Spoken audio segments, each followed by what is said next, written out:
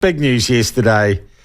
Well, this whole story is big news because the transgender mob threw their toys out of the cot because a woman who I think most New Zealanders hadn't even heard of before was coming to New Zealand to say women like having their own toilets. That's basically, let's boil it all down to. But anyway, the Immigration Department have no reason to bar Kelly J. Keane Minchell. Is that right? Get that right? Jeez, it's hard. Kelly J. And we call her Kelly J. or Posie Parker from New Zealand, so they're not going to, because we're a country that values free speech and freedom of movement, and she hasn't been convicted of any crimes, and she's not a Nazi. So she can come here and she can hold a public meeting because we're a free country. Good bloody job, I say. Good job. Not that your mainstream media think it is. Because they are totally and utterly subverted by wokism, our legacy media have now spun this story. None of them. I would say I think I'm the only journalist who's got a direct interview so far with Kelly J. Yep. Which we did last Friday, well ahead of the pack, I might say. None of them have interviewed her, but now we are watching the full court press of legacy media wokism against, I believe, the majority of New Zealanders on this issue. They are now going to demonise Kelly J, Posie Parker. They have already universally labelled her an anti-trans activist. And I would say she's a women's advocate.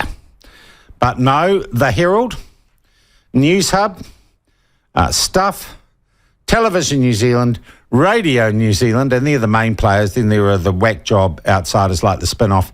They have all decided, and the ODT, they've all decided that Kelly J or Posie Parker is an anti-trans activist, which she isn't. And that lie, that piece of misreportage, is now completely accepted by the mainstream media.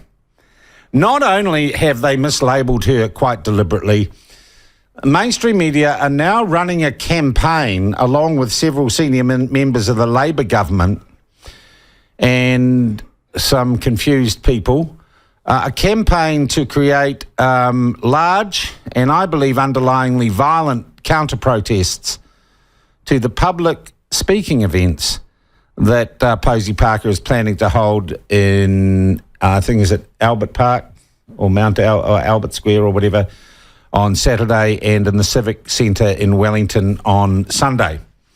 So we have a mainstream media now picking sides and advocating. We have the most unusual thing yesterday on Twitter of a talkback host who had pretended for many years to be an unbiased journalist, a guy who works for a media organisation that censured and threatened to re-educate two talkback hosts who said that men couldn't have babies.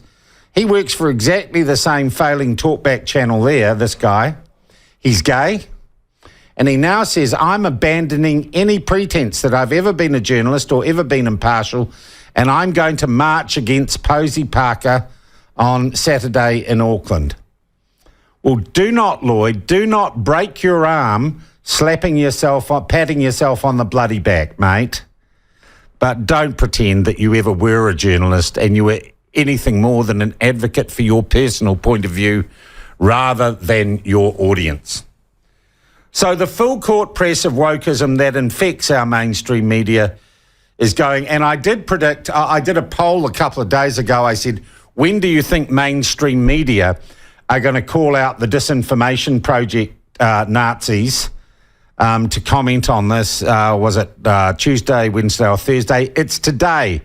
In the Herald today, our old friend, she who won't explain where her money comes from or how much influence she has over the Department of Prime Minister and Cabinet, Kate Hanna, the director of the well-named Disinformation Project, told the Herald it's worrying to see the spread of ideas that are innately harmful about some of our most vulnerable community members. The spread of ideas that men should stay out of women's toilets, is that dangerous, Kate? Is it? Here's the quote. So-called gender-critical feminists have partnered quite quickly and readily across the world with other people who also hold transphobic ideas, which are often couched in terminology which is white supremacist or neo-Nazi, Hannah said, before washing her hands repeatedly and running away and refusing to engage with anyone but people who agree with her. So, yeah, we are now in a full woke rebellion against free speech in this country.